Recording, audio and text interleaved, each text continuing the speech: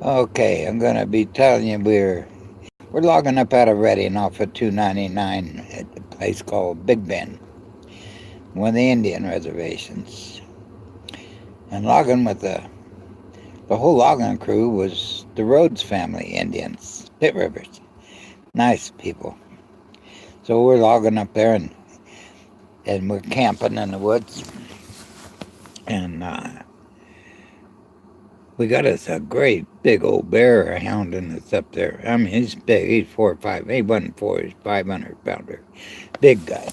And wasn't really tearing anything up, but come sniff around. I sat in my back of my pickup up there, and he come sniffing around in the middle of the night, and it wasn't real comfortable, but he didn't seem to be hurting anything. Now, the reason we call on this the Syco S Bear is because we moved out in this area. It's unincorporated. There's no roads around. There's no reason for anybody to be up there. So this guy chose that was his spot to be, and he's I guess I don't know what he is. A survivalist, what? But he's back in this little 15-foot trailer, little bitty short trailer. Him and his wife and some young kids there, and living. There's no water. There's no nothing. It's a crazy place to be. Except nobody knows they're there, and nobody's gonna trip over them because nobody's stumbling around up there.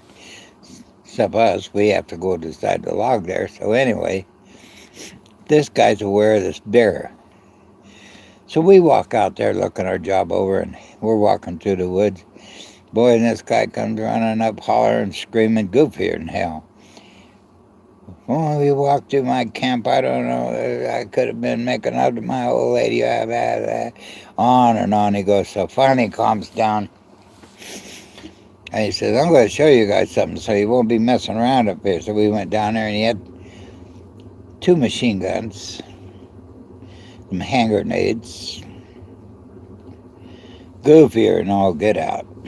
And he calmed down. Now we're kind of, he's our buddies that time. We ain't going to come messing with your camper or your wife or nothing. So he finally calms down, but it takes a while. But now the bear part gets funny from here on. He's scared of that bear. Well, if I was him, I would be too. That's the biggest one of the biggest bears I've ever seen. And one of two. And so he's afraid that bear's going to come. Well, if that bear wanted to get in this trailer, he could swipe his paw at it and it'd fall down because they're just big, stout animals. And so he decided he's going to take the bear out. And so he said, well, we told him, you know, you won't have no trouble with that bear if you keep your food up, you know, and we cautioned him, you know, don't have bacon or bananas out where they can smell it because they'll smell out a long ways. So after we told him that, he kind of went off goofy. He kind of went and got some bacon and hung it in a tree just out of the bear's reach so the bear would come to eat it and he could shoot him. Now, all this is all well and good. Maybe. I don't know. We never had to shoot them. Well, one, but we never had to shoot any bears other than that.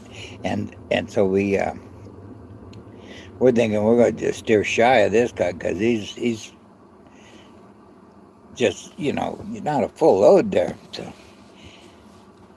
he comes down there and he's next day and his bear thing didn't work for the bear. So he come down there and he's just shaking and going, oh, jeez. Been in a tree all night. And he said, what happened? Well, he hung his bacon up in a tree, just where the bear couldn't tear it down, but he could smell it and stay there and messed with it, which is, if you're going to shoot one, that's a... So anyway, he climbed a tree, if you could call it that.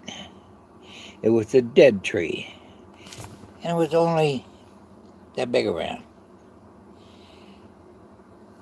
Well, this tree was white fir, and it rots by the time it's dead. Those other ones, they're rotten. They're just gone. So this tree, it's another problem. It's only about 15 foot tall. Well, bears down there that tall. Hannes goes. He climbed up in there. Bad mistake, because you could take this tree and push on it with your hand and it's loose. If the bear would have blowed on it, it would have fell over. And so he climbs up in this tree, and the bacon's hanging over there. And he's in this tree, and it ain't very high up. The tree's wiggly, rotten. He's got a 20 gauge. Who in the hell goes hunting a big bear with a 20 gauge? All you're going to do is make him mad. So anyway, he gets in the tree. The bear is hanging around between our camps all the time anyway, so no problem smelling the bacon. He smells the bacon, and he comes up and gets under that bacon, and he looks up at it. And this guy said that bear turned around and sat there and stared at him in that tree till 4 o'clock in the morning. He went up the tree, he said, about 10 that night. And that bear sat there and stared at him till 4 o'clock in the morning. He was afraid to shoot it. I would be too with a 20 gauge, you know. So anyway, that's the story of the Syco S Bear. And the bear finally got tired of staring at him and went away, and he got down there, and then that was the Syco S Bear story. With machine guns and hand grenades and all this damn stuff. He's going to shoot a bear with a shotgun point blank. So, anyway, end of that one. I thought that was